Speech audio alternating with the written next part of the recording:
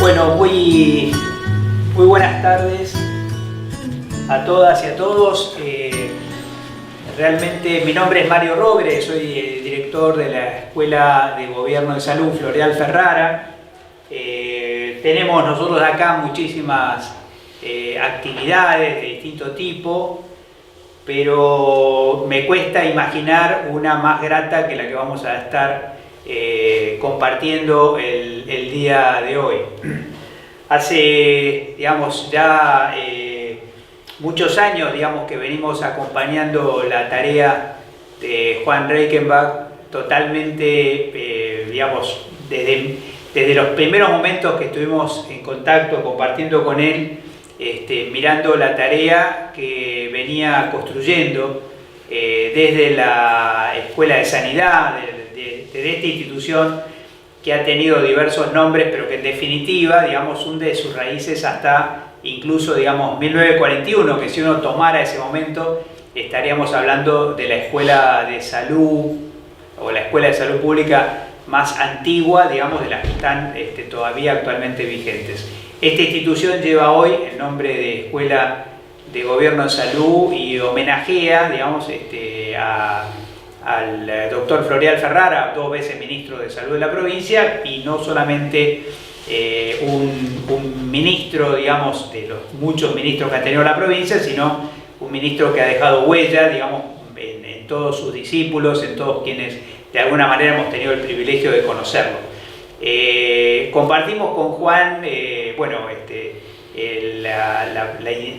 la afiliación, la vinculación no solamente al mundo específico de la pediatría, sino en un sentido mucho más amplio, a la lógica del derecho de niños, niñas y adolescentes, entendiendo, digamos, que esta construcción incluye y desborda el campo de la pediatría, digamos, y bueno, hemos conocido sus obras anteriores, hemos tenido la oportunidad de estar en la presentación que se realizó en la sede de FEMEVA, acá en la ciudad de La Plata, y acompañando siempre, incluso con un compromiso que desde ya lo podemos tomar como anuncio, digamos, que es la rehabilitación, digamos, de una inexplicable caída, digamos, del portal de pediatría, que transformó, desde mi punto de vista, por lo menos en una mirada comparativa, digamos, puso a las residencias de la provincia de Buenos Aires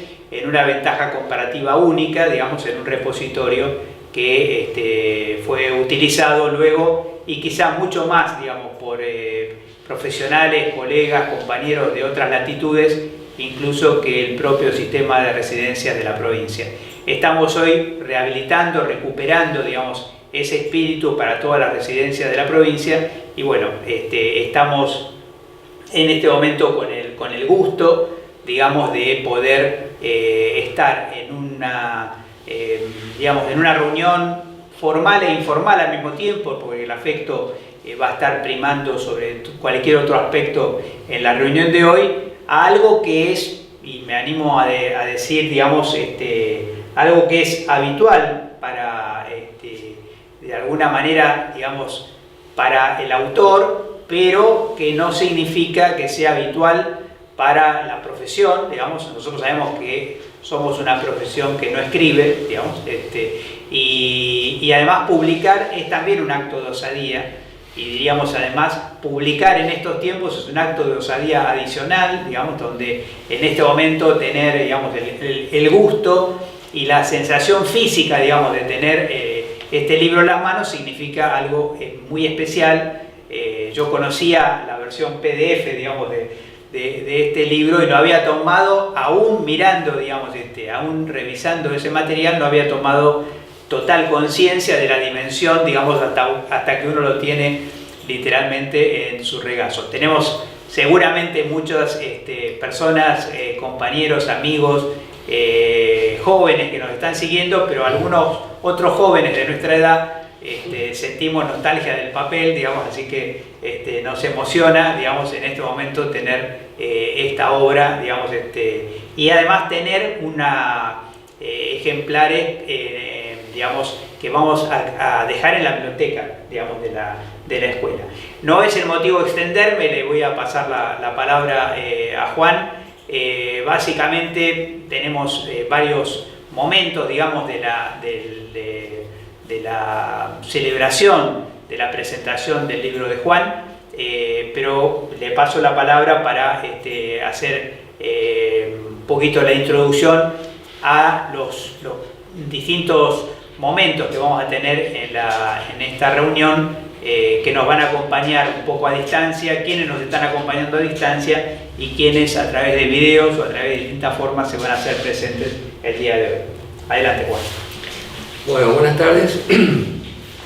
Gracias, Mario. Buenas tardes a Red Pediátrica y todos los que nos están siguiendo en este momento. Yo recordaba mientras hablaba Mario recién episodios compartidos con mucha menos gente, seguramente. Me recordaba los congresos nacionales hablando de educación con 4 o 5 del otro lado de la mesa. Recordaba mi primera aproximación al currículo innovado de la mano de Sana en la Universidad Nacional de La Matanza y la puerta de atrás, lamentablemente.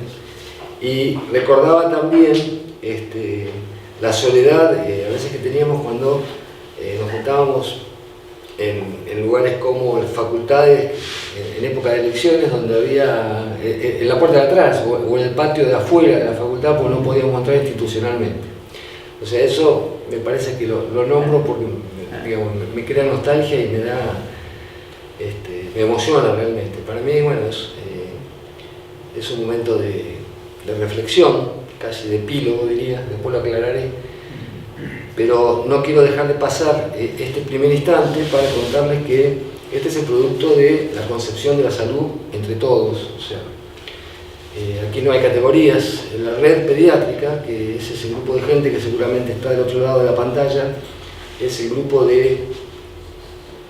diría infinito, de héroes de mucha gente que trabaja todos los días con 40 pibes en el centro de atención primaria o en la sala más compleja de los hospitales más alejados, y que de alguna manera le han corporizado, sin saberlo, creo yo, su propia identidad, en este caso editorial y laboral y asistencial.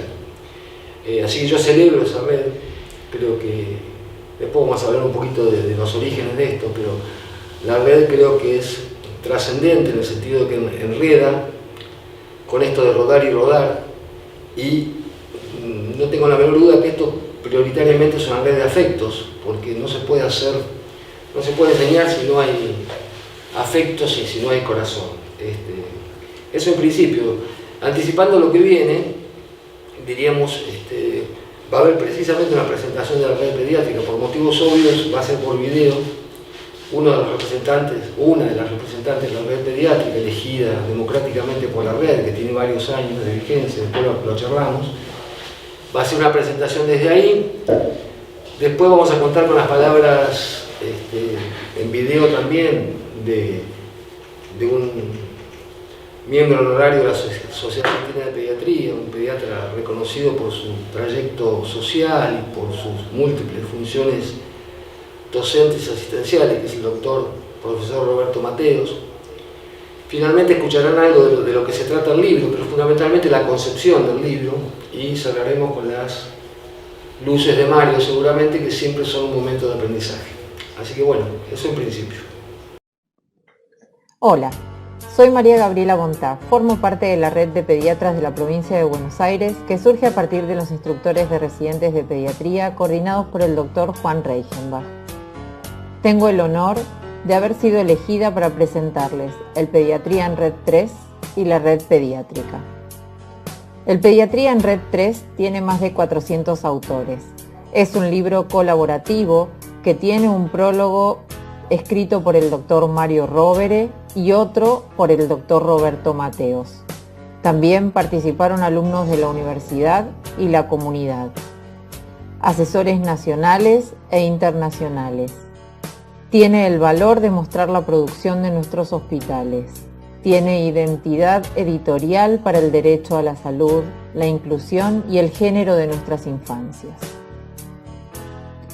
Debemos agradecer a Juan por su capacidad de incentivar y unir, Debemos agradecer a Verónica Gallo, quien diseñó, corrigió y logró que seamos capaces de juntar el dinero para hacer la impresión de algunos ejemplares.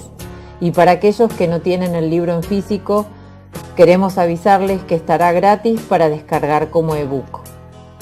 Estamos todos orgullosos de este logro, ya que venimos de años difíciles, con pocos encuentros presenciales, y esta red siempre se mantuvo activa. Dicen que los pediatras son creativos, y nuestra reunión, la única en este año antes del aislamiento obligatorio, intentó poner en marcha el Zoom. Luego nos vimos todos obligados a ser expertos de la virtualidad. De a poco, espero que hayan ido y estén disfrutando de cada grupo o equipo de trabajo que con esfuerzo logró llevar adelante la atención de la salud pública. Y llegamos al momento de hacer un poco de historia. Esta red comienza por el año 2010 y tiene varios logros plasmados en los Pediatría en Red, hasta el 3, y la Hora de Oro en Pediatría, que ayudó FEMEVA a llevarla adelante. El primer Pediatría en Red se presenta en el año 2015, el segundo en 2017 y este llega en 2020. Esta red, muy activa hasta el año 2015, contaba con un portal de educación permanente en pediatría, Entre Todos, que era conocido internacionalmente y que tenemos la esperanza de reanudarlo antes de fin de año.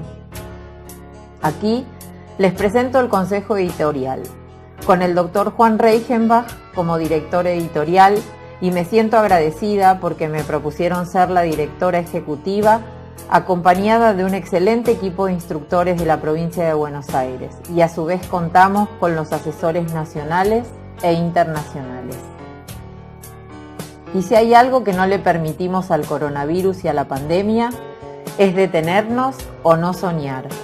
Por eso les presento los proyectos para un muy activo virtualmente 2021, donde iremos presentando todos los meses con distintos anfitriones el Pediatría en Red 3 para culminar, ojalá se pueda, con un encuentro presencial de la red en el Hospital Materno Infantil de Mar del Plata. Si tenemos que definir a la red de pediatría, podemos decir que somos un equipo que trata de crear lazos que perduren nuestro paso para ser cada día un poquito mejores personas y mejores profesionales. Por más pediatrías en red, por más pediatras en red, agradecemos nuevamente al Dr. Mario Rovere y a la Escuela de Gobierno Floreal Ferrara por la posibilidad de renacer. A la Sociedad Argentina de Pediatría, academias y facultades, agradecemos a los residentes, a los instructores, a los asesores nacionales e internacionales, a la comunidad y a la infancia, nuestro motivo de vida.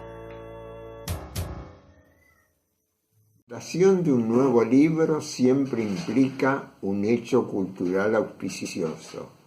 En este caso, la presentación de Pediatría en Red 3 del Dr. Juan Reichenbach es un hecho trascendente, dado que se ocupa de la salud y la calidad de vida de niños, niñas y adolescentes.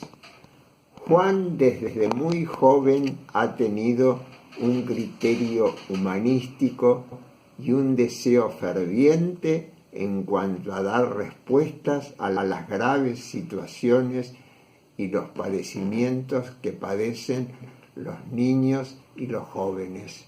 En este libro ha solicitado la colaboración de expertos, especialistas y relatores de situaciones clínicas de distintos lugares del país que con su capacidad, sus conocimientos y su experiencia nos introducen en dar respuestas a tan dramáticas situaciones de salud de los jóvenes y los niños.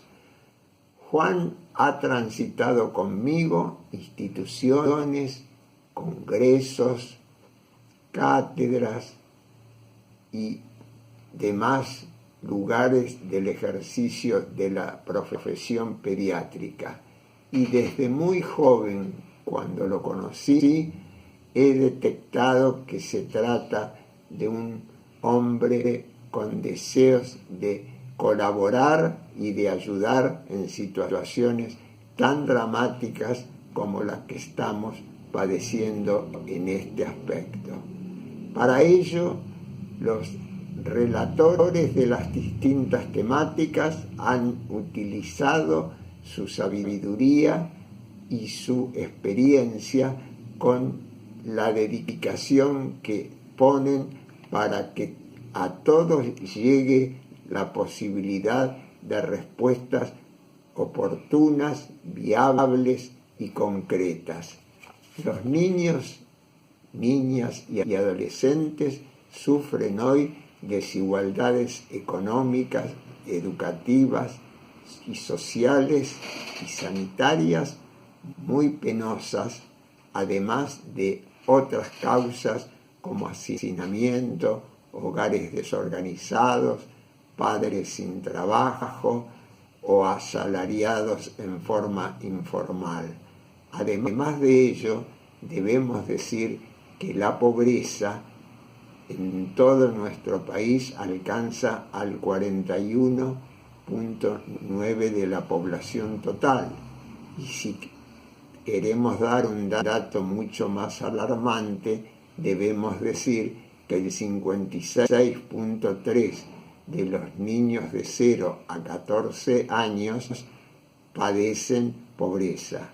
Es decir, que los 5.110 días que los niños viven hasta los 14 años padecen alteraciones y vulnerabilidades que los afectan enormemente. Es por ello que es indispensable comenzar una titánica tarea que es dar respuesta a estas problemáticas sin ningún tipo de dilaciones. Es lo que nos proponen los autores del texto. Yo quiero hacer un reconocimiento expreso por esta labor tan trascendente que los autores han realizado, pero también quiero agradecer y reconocer a los distintos colaboradores que posibilitaron la edición de esta obra tan importante para la pediatría de nuestro país. Y recalcar que los autores también han dejado de lado el pesimismo para tiempos mejores, con un optimismo lleno de fervor nos acercan propuestas viables, concretas y adaptables a las necesidades de aquí y ahora en nuestro país. Es necesario que las autoridades nacionales, provinciales y municipales tomen en cuenta estas propuestas, que ajusten y brinden los presupuestos adecuados a nivel local, regional y provincial para que todo esto pueda en el tiempo ser modificado y tengamos un futuro mejor. Los pediatras desde siempre hemos curado a veces, aliviado siempre, pero ayudar permanentemente en la solución de los problemas. Bueno, nuevamente buenas tardes a todos. Ahora contándoles el epílogo.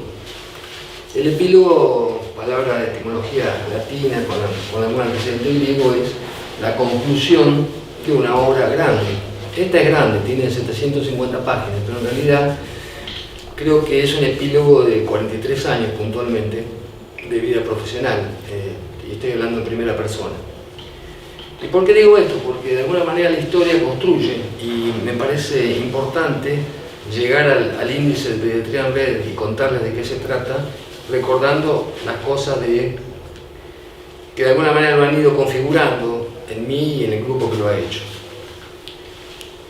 No sin antes hablar de los agradecimientos. Me pasaría toda la tarde agradeciendo a los 400 autores, pero en realidad quiero empezar por la tapa, hecha por una artista plástica joven, por el diseño del mismo, por otra diseñadora joven. Quiero hablar de la gente valiosa que hay en esta escuela, en la biblioteca puntualmente, que ha coordinado todo lo que es la corrección del libro. Por supuesto, de Mario ya hablé. Cuando llegué a esta escuela por primera vez hace muchos años, leíamos los libros de planificación estratégica de Mario en los ateneos bibliográficos que hacíamos. Por supuesto que la red pediátrica está incluida, ya lo dijo muy bien Gaby Bontá, y no voy a incluir.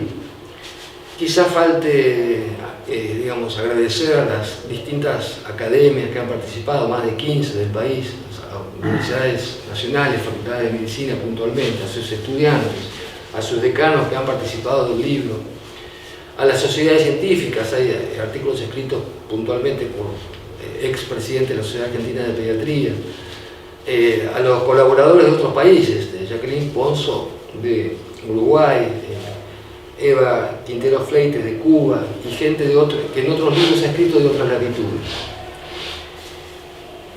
No me quiero olvidar fundamentalmente de los estudiantes y de la comunidad, porque bueno, nosotros creemos en la educación centrada en el estudiante y centrada en la comunidad, prioritariamente en la comunidad y luego en los estudiantes. Hablaba de epílogo.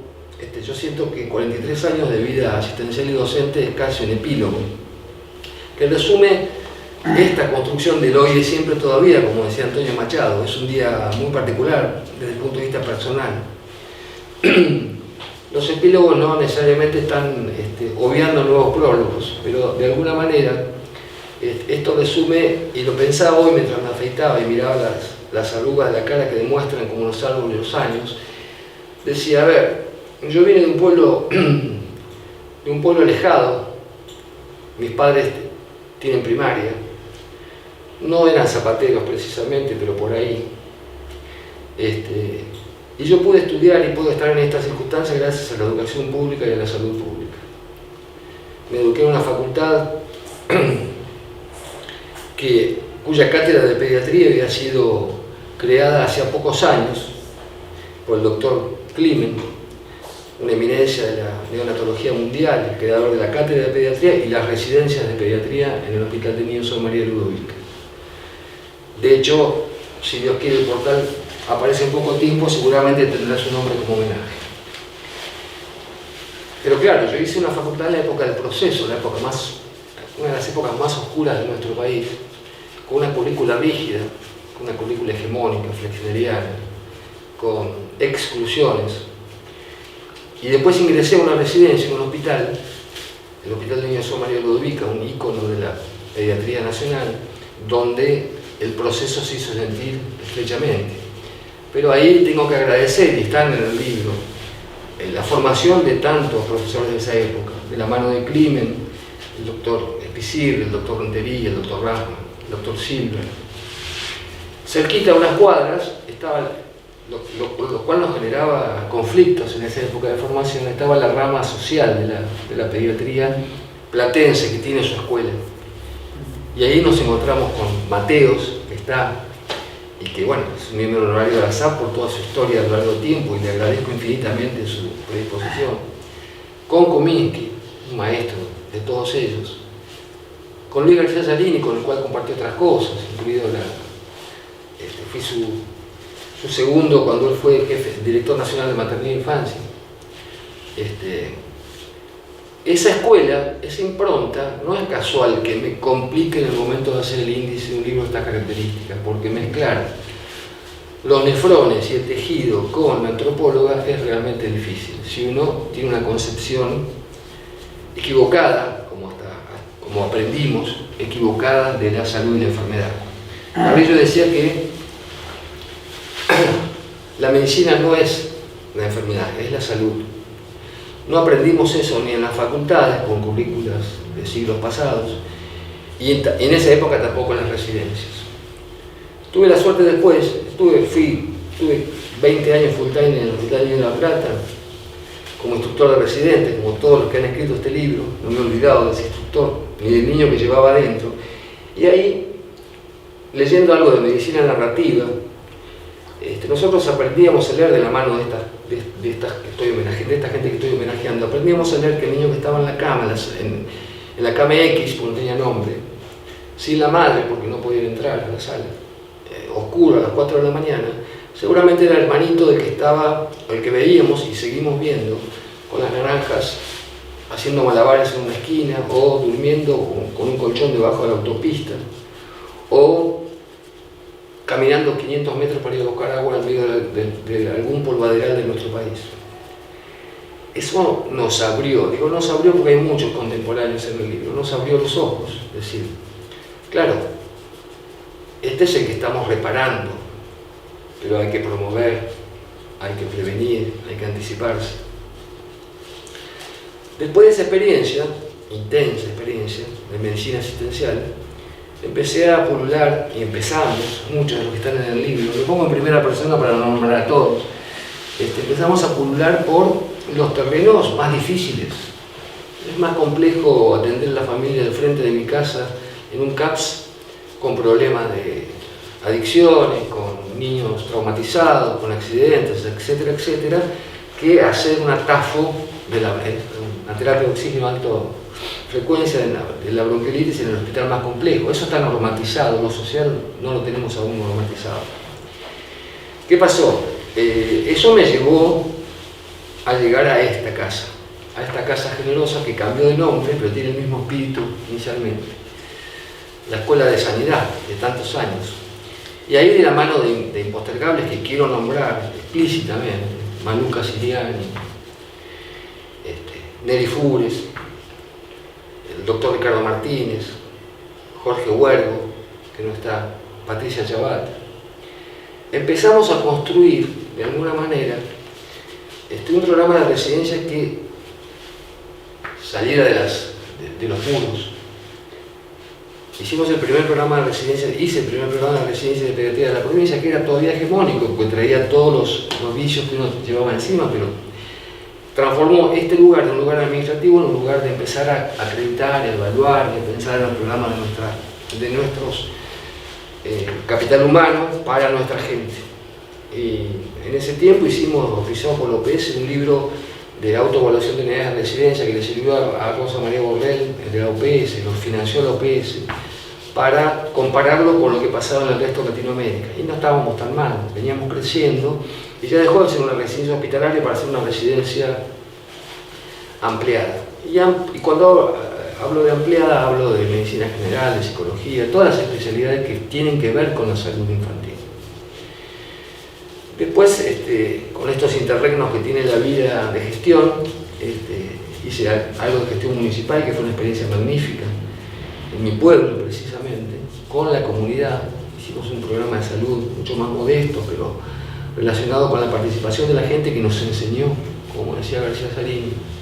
Me enseñó más la señora en la verdulería que lo que aprendí en el Papers.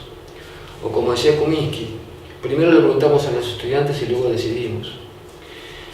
Ese aprendizaje está incorporado en el libro porque escriben estudiantes, escribe la comunidad, escriben los residentes. Después me tocó la gestión nacional en dos oportunidades, una con Luis García Zarini en el 2002 y otra en el 2010, por suerte con Mario cerca, para aprender. Y bueno, eso sumado a mi función itinerante docente, las invitaciones, me hizo recorrer virtualmente cada uno de los recónditos lugares del país. Estuve en las piedras de Abrapampa, en la yunga de Jujuy, en Ushuaia con Horacio Artieda, que debe estar, en Santiago del Estero con la gente que ha participado del libro, con Ana María Soria puntualmente, la titular de la cátedra de pediatría allá. Y ahí descubrimos que el Chagas existía y no estaban los libros que leíamos. Descubrimos que la yarará picaba, que los ranchos del Impenetrable en el paraje El Milagro tenían vinchucas visibles y que la transmisión era vectorial. Descubrimos también que los niños que andaban con sus pies descalzos a orillas del Uruguay, probablemente tuvieran leishmaniasis o tuvieran neurobiasis. Descubrimos que los niños en Ñorquinco, mapuches, llevando bueyes, tenían hidatidosis, de la mano de Miguel González Lorda en Aluminé.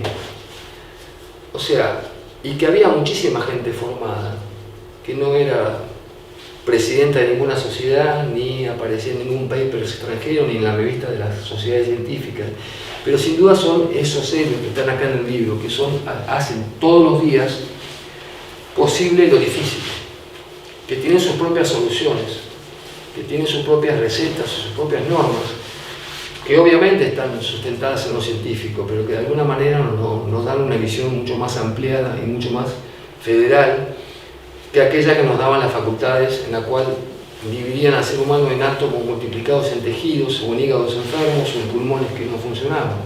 O sea, el niño es algo más que un grupo de órganos, tejidos y aparatos. Por lo tanto, esa construcción, ese homenaje a toda esa gente, se vincula con esto que estoy contando de Pediatría en Red. ¿Qué tiene el libro en virtud de esa historia?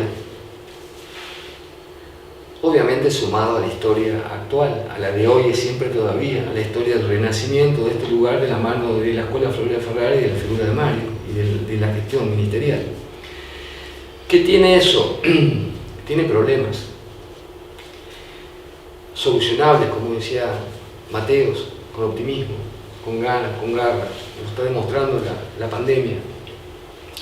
O sea, un optimismo basado en el respeto a nuestras propias prácticas, en el respeto a nuestro propio capital humano, en el respeto al humus fértil que generamos año tras año con las residencias y que literalmente inundan el país de saberes, de prácticas y fundamentalmente de humanismo. Porque los pediatras somos, todos los pacientes son nuestros hijos y somos los abogados de nuestros hijos. ¿Qué quiero decir con esto? Y voy al índice. No, de ninguna manera podemos generar un libro o una currícula de grado o una currícula de un curso o de un máster si no le preguntamos a la comunidad, a los estudiantes, y no conocemos la realidad. No se puede imaginar una currícula en una oficina aislada de aire acondicionado en el 19º piso del hospital más selecto o del lugar más selecto. Usaremos los papers extranjeros, sí, pero adecuados a nuestra realidad. De ninguna manera las academias o los lugares de formación pueden dejar de opinar de la realidad sanitaria de nuestro país. ¿Por qué? Porque el eje de estos libros, por eso creemos que es una herramienta humilde pero útil, es el niño como sujeto de derecho, el derecho a la salud, el niño, la mujer y la madre, en ese orden, y toda la población obviamente. Pero digo, la inclusión no solo de los lugares centrales de nuestro país o de las academias centrales, también de todos los pueblos originarios y los 2 millones de inmigrantes que tenemos en nuestras fronteras y que tienen hábitos y formas sanitarias y estilos de vida totalmente distintos y que forman parte de nuestra población.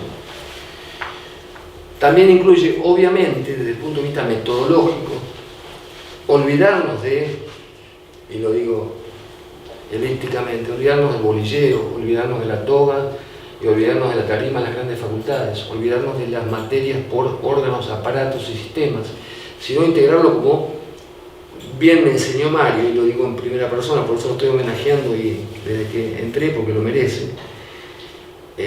Un aprendizaje basado en problemas, una currícula innovada que viene de la década del 60 con Venturelli y la nueva innovación curricular. Que lo practicamos, lo intentamos practicar en la Universidad Nacional de La Matanza, Ina Cesana, que tiene ahora un muy buen representante en la Universidad Nacional de Mar del Plata, creo que estaba el decano por ahí, o en la UNICEN, o en la UNER, o en muchísimas facultades de nuestro país entero. Y que se basa precisamente en eso, en la adopción del problema. ¿Por qué? Porque cuando uno analiza ya desde la política pública, ¿qué tiene que hacer la academia? ¿Qué tienen que hacer los lugares de formación? Tienen que adecuar los conocimientos académicos a la política pública, basada en 3 o 4 ejes fundamentales que son los que acabo de decir. O sea, fracasaron los objetivos del milenio, vienen los objetivos para el 2030 de desarrollo sustentable, nos firmamos 17 ejes fundamentales que están basados fundamentalmente en estas 4 o 5 cosas que les estoy contando. con una forma distinta en la cual haya interactividad y participación de los reales protagonistas del hecho sanitario, del hecho asistencial y del hecho docente. Si calculamos los 6.000 estudiantes por año que ingresan más o menos de nuestras facultades de medicina, sabemos que un 15% van a ser pediatría aproximadamente del total. Y que la pediatría prevalente en nuestra realidad epidemiológica actual, en esta transición epidemiológica variable, nos explica que 20 problemas de salud explican el 90% de las cosas que les pasan a los chicos. Pero todas esas cosas, todos esos problemas tienen el sustrato de los determinantes sociales detrás. De eso se trata el libro. Ese es el índice del libro. ¿Puesto de qué forma? De la forma que sea útil. Porque yo no imagino la formación de capital humano si no tiene utilidad para el bien de la comunidad. No imagino que podamos tener currículas aisladas en grandes facultades que no tengan coexistencia con la realidad del egresado al otro día. No imagino, y me ha pasado y es autobiográfico, que no me permitan ir con los estudiantes a socorrer a los inundados de la ciudad de La Plata porque había que tener una clase áulica. O sea, se enseña con el alma, se enseña con el corazón y con la actitud.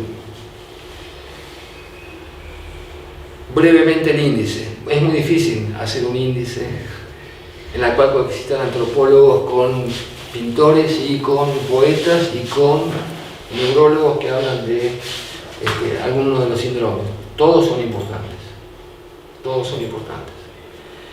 Pero el eje fundamental de este libro se basa precisamente en esto, en la clínica individual y en la clínica colectiva, o sea, en la epidemiología. Se basa en la medicina entre todo el equipo de salud.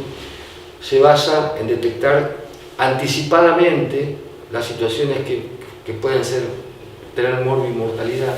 Se basa en prevenir con la vacuna adecuada, con la vacuna de sarampión, con la vacunación adecuada en toda la población. Se basa en la promoción de la lactancia materna y no la leche enlatada de la década de 60. Se basa en reconocer que la anemia es desde la llegada de Colón hasta la actualidad y que la talla corta se disimula de distintas maneras y que quizá como afección de la malnutrición la pandemia, la endemia en este momento sea la obesidad infantil con la hipertensión arterial oculta y se basa en cosas simples pero que hay que ir a buscarlas en cada uno de los lugares, como decía Alvarado. O sea, esto no se arregla con terapia intensiva, hay que ir casa por casa donde vive y donde trabaja la gente para ir a buscar la enfermedad. Y de hecho, por suerte, en estos días el Ministerio está haciendo este tipo de cosas. Los residentes en el primer nivel de atención, los agentes comunitarios, eso que seguramente quedará como un hecho positivo de esta pandemia.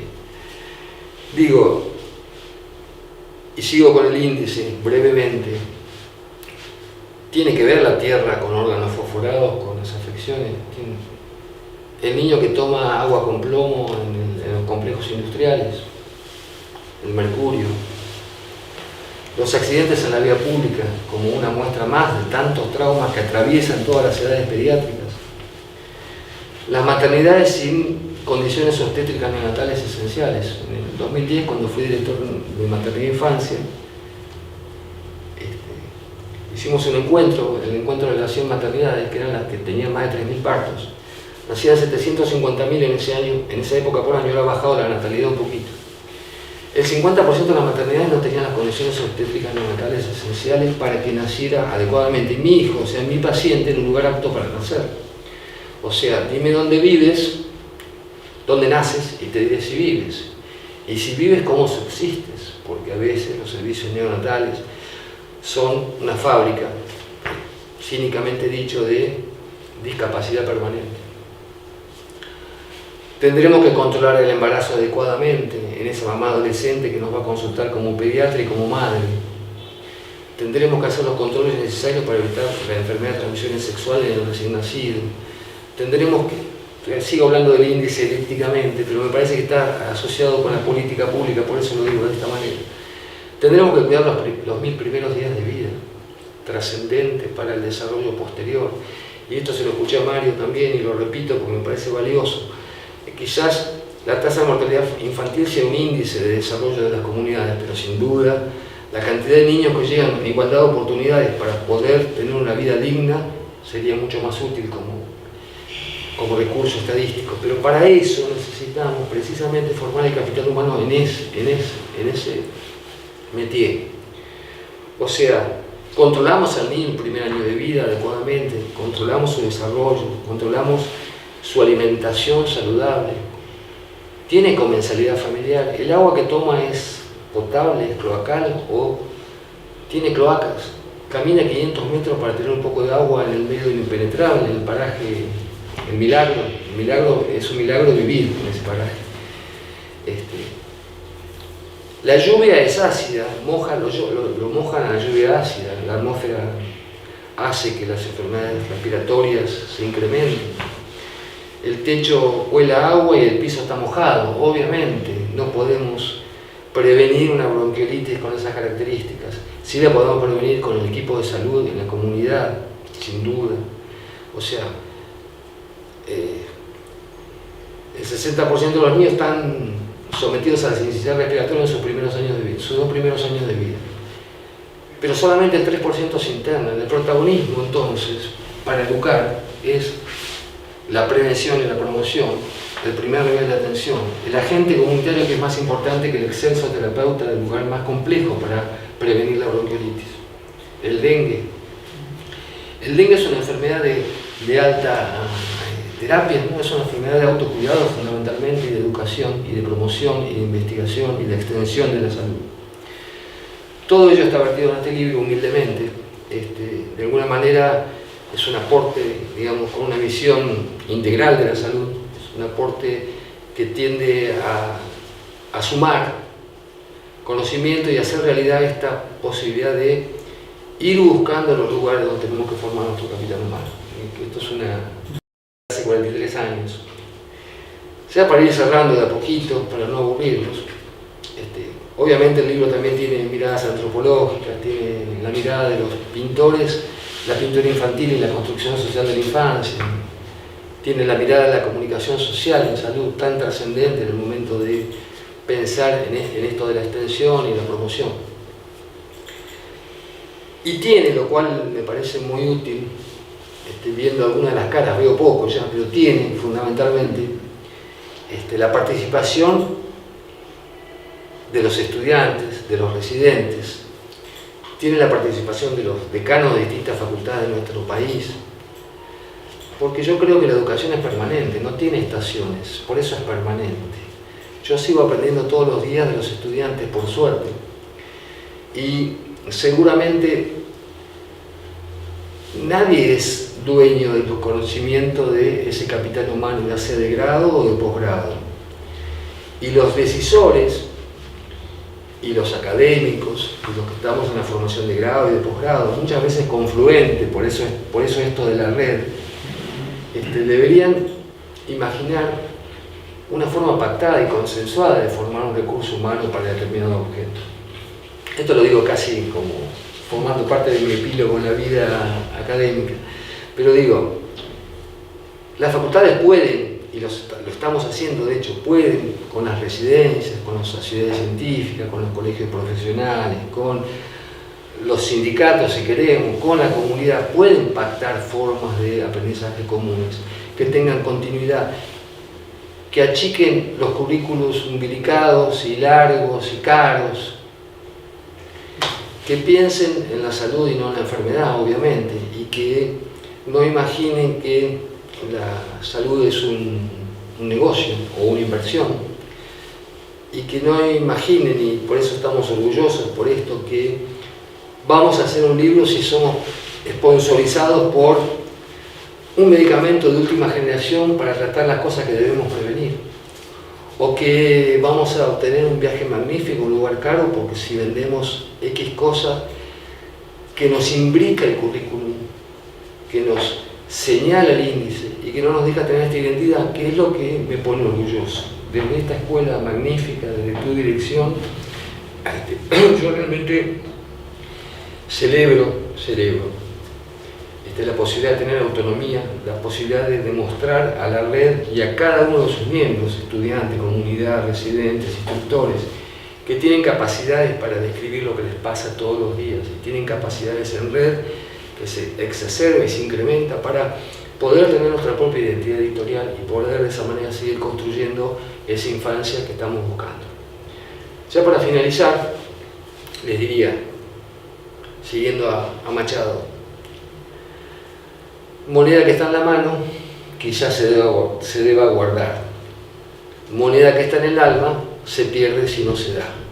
Y esto está hecho desde el alma, desde el azar, de encontrarnos con afectos y con objetivos comunes. Muchísimas gracias.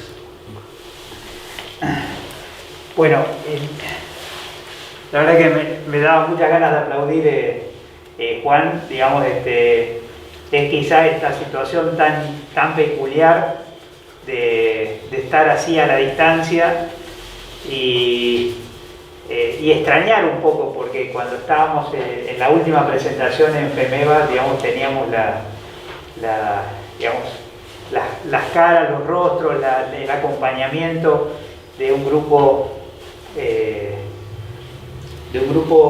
tan querido de compañeros y de compañeras que han venido en acompañando esta trayectoria. La verdad es que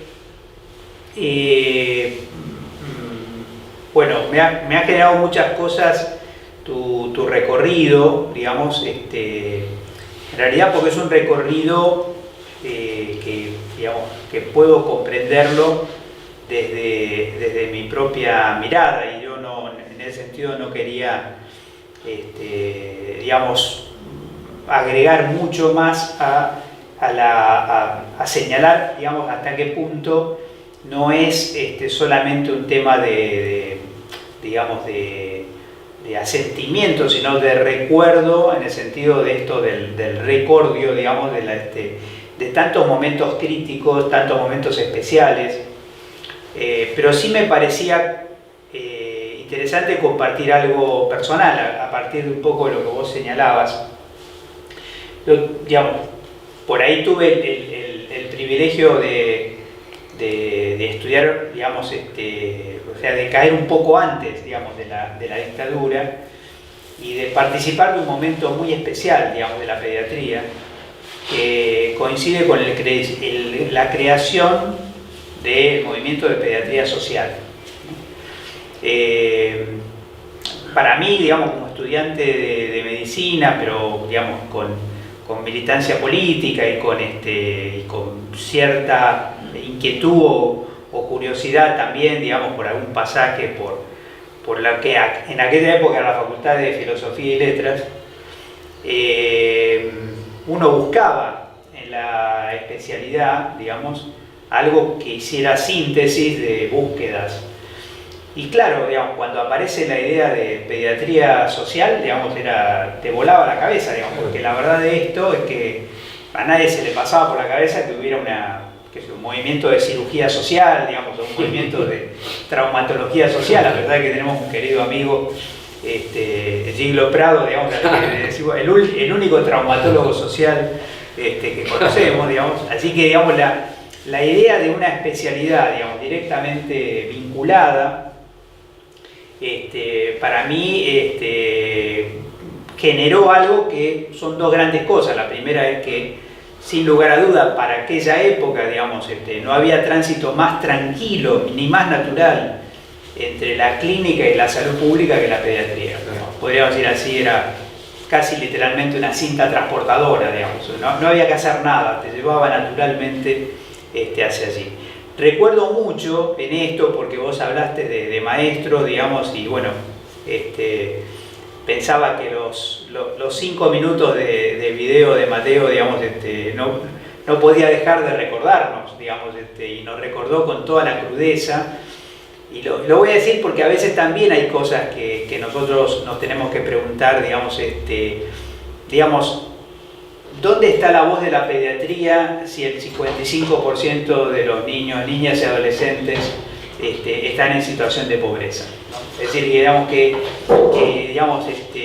yo, digamos, participé de un movimiento de pediatría social que no tengo duda, digamos, que en un contexto como el actual estaríamos desde la pediatría denunciando, digamos, la situación, porque en realidad, si uno se preguntara, literalmente hablando, ¿con qué habría que conectar el desarrollo infantil, el crecimiento y desarrollo, todas esas cosas que nos habían sacado de la patología y nos habían puesto directamente, digamos, en la comprensión de qué cosa era la infancia, qué cosa era la crianza, las crianzas, miradas incluso con dimensiones interculturales, las interculturas, para pensarlo de una manera, digamos, no asumiendo que uno era el dueño de las crianzas y de las formas correctas de criar.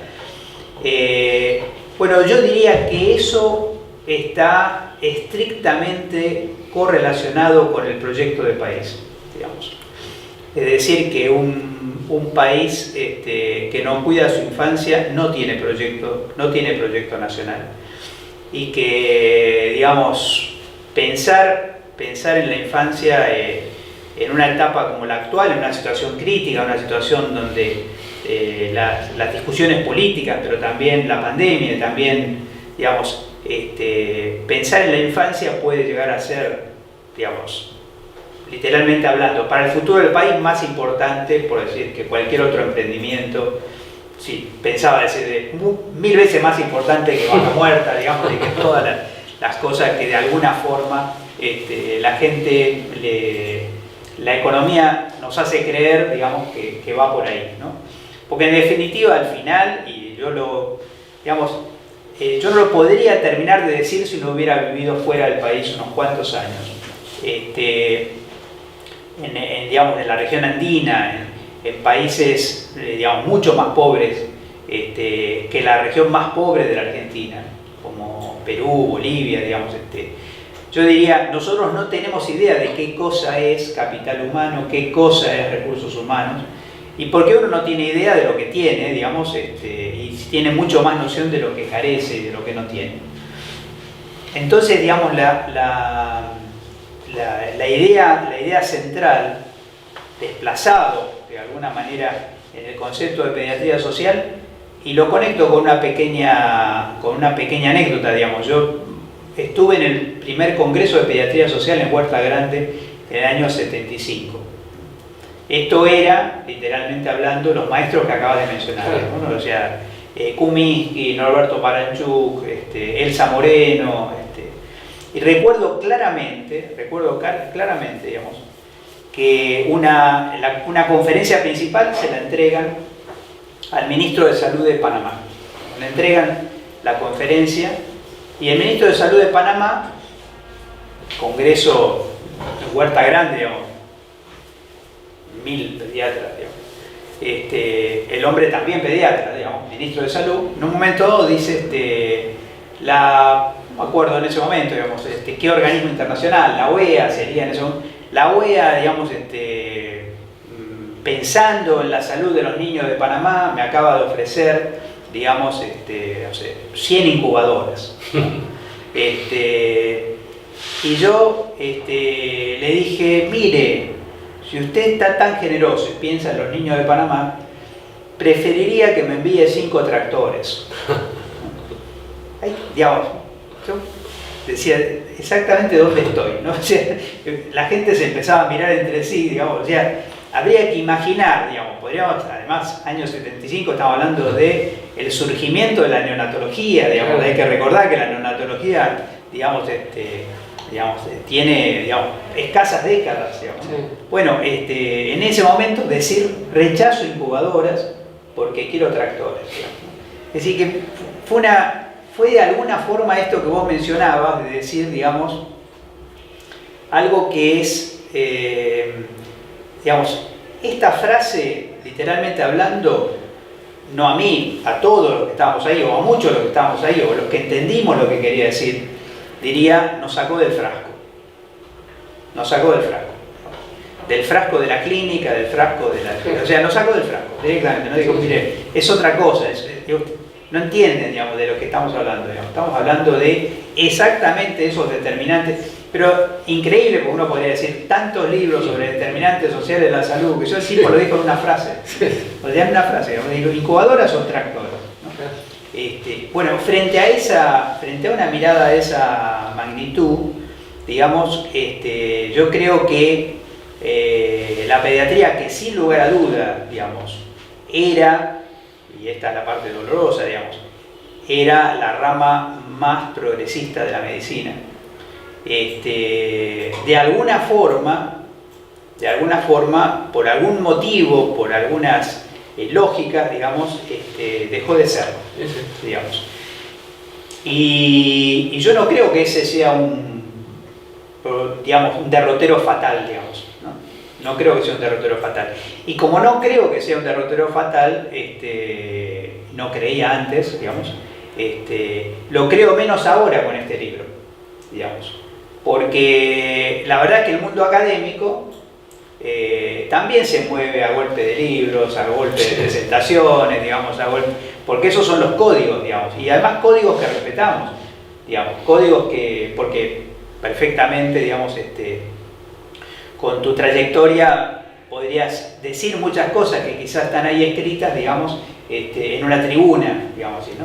Pero sabemos que un libro es una forma de comunicar específico y busca su lector, digamos, y busca entre los lectores quienes de alguna manera, digamos, puedan conmoverse con ver, digamos, en la palabra escrita, un libro, digamos, que trae la pediatría a la cotidianidad. También quería compartir contigo un juego de espejos en mi propia práctica pediátrica, esa que estaba de alguna manera, estas ideas de la pediatría social, para decir así, y el Nelson, ¿no? Y después uno decía, digamos, ¿cómo es esto del Nelson y la pediatría social?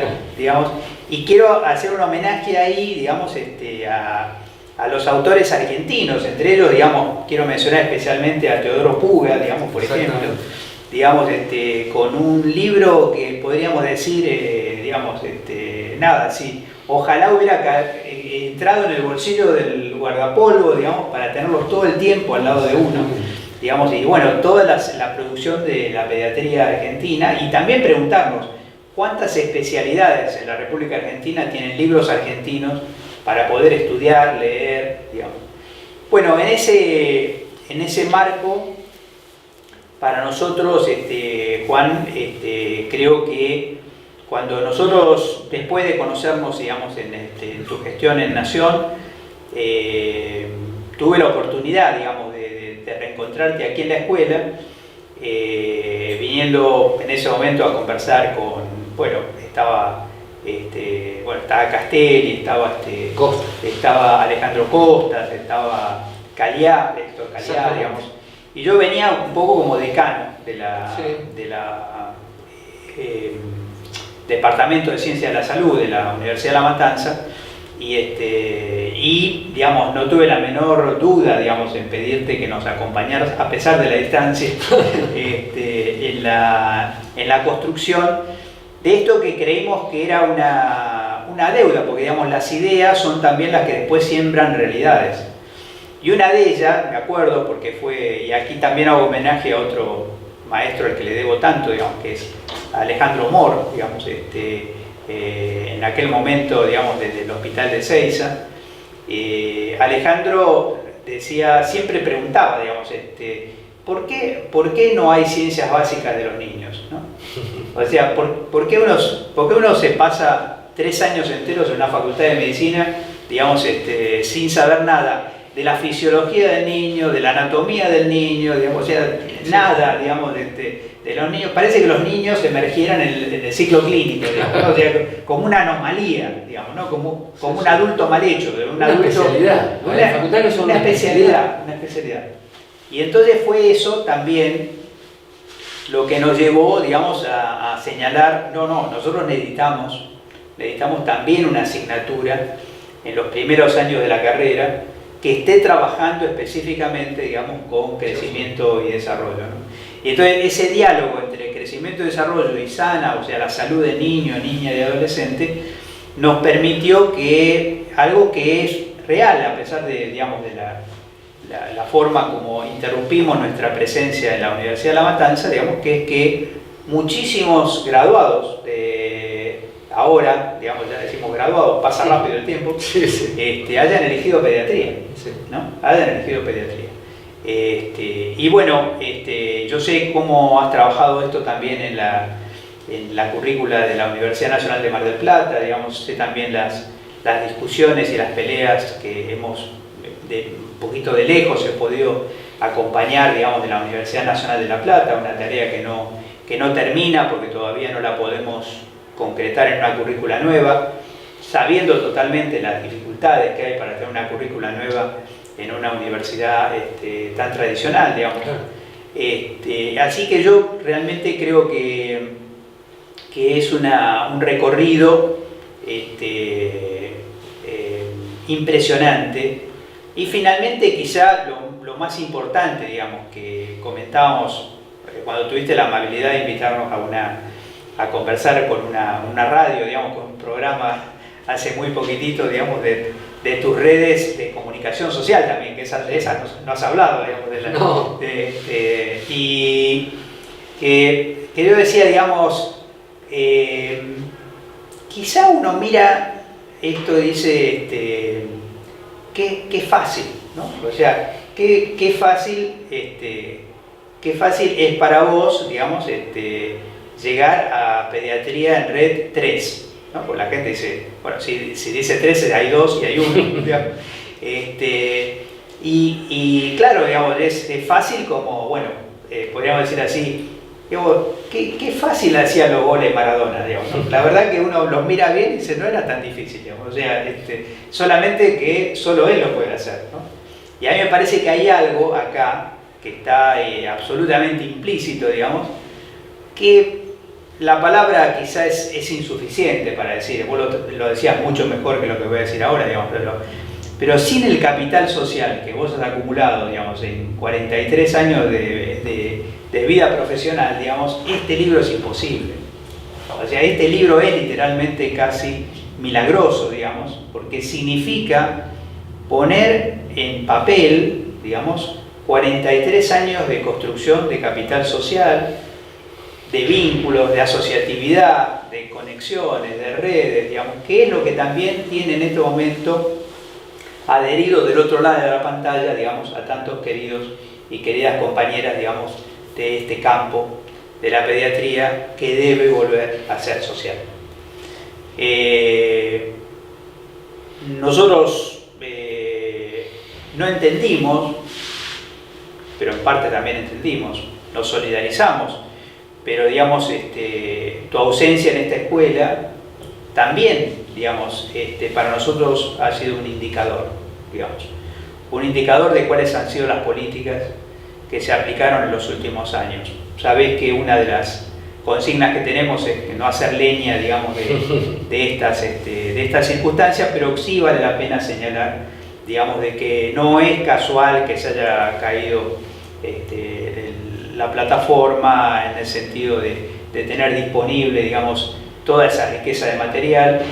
Lo digo con total sinceridad, no conocí en ningún otro lado, en ninguna circunstancia, que un sistema de residencia tuviera ese capital intelectual disponible, digamos, y no tenemos la más mínima duda de que esta escuela debe rehabilitar, digamos, ese portal actualizado, digamos, porque además pertenecía en cierta manera a la generación de los productos estos que se llaman sistemas que aprenden. Es decir, no un sistema que, digamos, que ya está, digamos, vaya y lea, digamos, sino además la posibilidad concreta de traerte aportes, decirte descubrí esto, descubrí el otro, etc. Así que, digamos, lo único que te podría decir es que esta escuela está, digamos, necesitándote, digamos, y necesitando también, digamos, la posibilidad de amplificar este trabajo, intensificar este trabajo, porque el trabajo solitario, digamos, del trabajo desde la intimidad, de la necesidad de hacerlo es una cosa, y tener contención institucional es otra cosa, ¿no? Uno que también ha vivido, digamos, dentro y fuera del Estado, sabe exactamente, digamos, lo que significa, digamos, esa sístole y diástole, digamos, de estar dentro y fuera del Estado. Y lo último que se me ocurre compartir, digamos, contigo y con todas las, digamos, los queridos colegas, compañeros, estudiantes, autores, coautores, digamos, del libro que están en este momento, es, digamos, un pequeño gesto digamos, podríamos decir así, de edad, vamos a decir así, desde mi generación, voy a hacer un pequeño gesto para decir, no te vamos a dejar epilogar, digamos, no te vamos a dejar epilogar. Yo sé que tampoco vos te vas a dejar epilogar, digamos, en esta tarea. Necesitamos y te necesitamos mucho, digamos, estamos revitalizando las residencias, pero sobre todo estamos revitalizando las residencias pensando en una red de militantes por los derechos de niños, niñas y adolescentes, que eso es, digamos, un poco el juego de palabras que nos divertimos cuando hablamos de red sana. Exactamente. Y el juego de palabras de